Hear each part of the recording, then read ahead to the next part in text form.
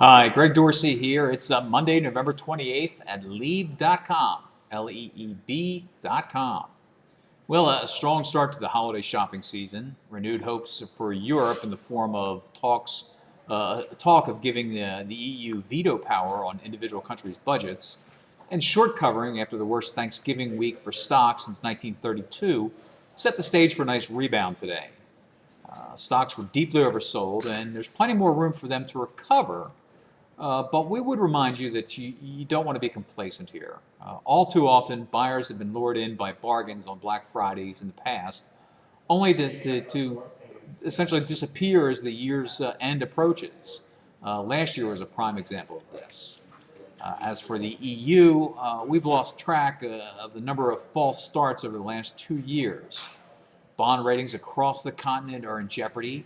Funding costs continue to rise for many. And it's not clear if the European Financial Stability Facility will have the firepower to get the job done and preserve the euro.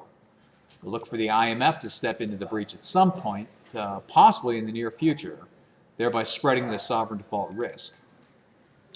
Now, also catching a bid today were commodities, with gold climbing $28 and oil tacking on about 2%, to name just two.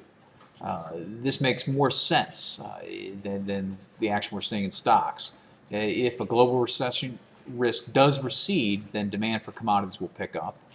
And as for gold, the solution to both Europe's woes and our own economic malaise is to throw more money at the problem, which policymakers on both sides of the Atlantic appear intent on doing.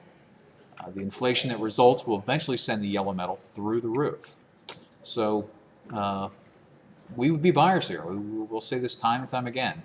We think the metal is very cheap at current levels. Well, that's all for now.